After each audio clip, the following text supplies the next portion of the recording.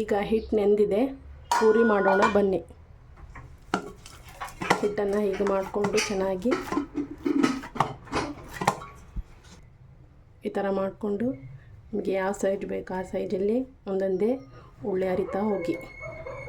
ಉಳ್ಳಿ ಹರ್ಕೊಂಡು ಪೂರಿಯನ್ನು ಮಾಡ್ಬೋದು. ಈ ಥರ ಉಳ್ಳಿ ಮಾಡ್ಕೊಂಡಿರೋದಾಗಿದೆ. ಈಗ ಸ್ವಲ್ಪ ಸ್ವಲ್ಪ ಈ ಥರ ಎಣ್ಣೆ ಹಚ್ಕೊಂಡು ಲಟ್ಟಿಸ್ಕೊಳ್ಳೋಣ. ತೀರ ದಪ್ಪಗಲ್ಲ, ತೀರ ತೆಳ್ಳಗಲ್ಲ, ಮೀಡಿಯಮ್ ದಪ್ಪವಾಗಿ ಹಿಂಗೆ ಲಟ್ಟಿಸ್ಕೊಂಡು ಪೂರಿ ಉಬ್ಬಿ ಬರೋ ಹಾಗೆ ಚೆನ್ನಾಗಿ ಲಟ್ಟಿಸ್ಕೊಳ್ಳಿ. ಹೀಗೆ ಒಂದೊಂದಾಗಿ ಎಲ್ಲ ಪೂರಿಗಳನ್ನು ಲಟ್ಟಿಸ್ಕೊತ ಬನ್ನಿ. ಹೀಗೆ ಲಟ್ಟಿಸ್ಕೊಂಡ ಪೂರಿಯನ್ನು ಒಂದೊಂದಾಗಿ ಎಣ್ಣೆಯಲ್ಲಿ ಕರಿಯೋಣ ಬನ್ನಿ. ಕಾದಿರ್ತಕ್ಕಂಥ ಎಣ್ಣೆಯಲ್ಲಿ ಒಂದೊಂದೇ ಪೂರಿಯನ್ನು ಹಾಕ್ಕೊಂಡು ಬೇಯಿಸ್ಕೊಳ್ಳೋಣ ಬನ್ನಿ. ಈ ಥರ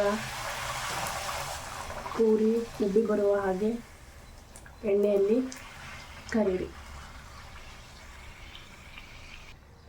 ನೋಡಿ, ಈ ಥರ ಪೂರಿ ಉಬ್ಬಿ ಬರಬೇಕು.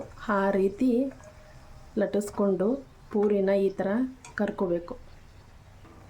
ನೋಡಿ, ಕಲರ್ ಬಂದಿದೆ, ಹಾಗೆ ಕ್ರಿಸ್ಪಿ ಇದೆ. ಈ ಥರ ಪೂರಿ ಮಾಡುವ ವಿಧಾನ.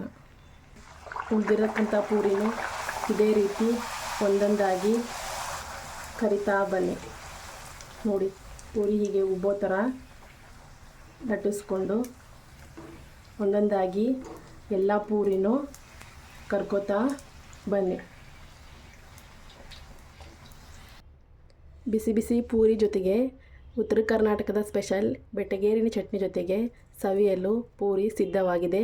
ಪ್ಲೀಸ್ ಈ ವಿಡಿಯೋ ನಿಮಗೆ ಇಷ್ಟವಾದಲ್ಲಿ ನನ್ನ ಚಾನಲನ್ನು ಸಬ್ಸ್ಕ್ರೈಬ್ ಮಾಡಿ, ಆದಷ್ಟು ಫ್ರೆಂಡ್ಸ್ಗೆ ಫ್ಯಾಮಿಲಿಗೆ ಶೇರ್ ಮಾಡಿ, ಕಮೆಂಟ್ ಮಾಡಿ, ಲೈಕ್ ಮಾಡಿ. Thank you all.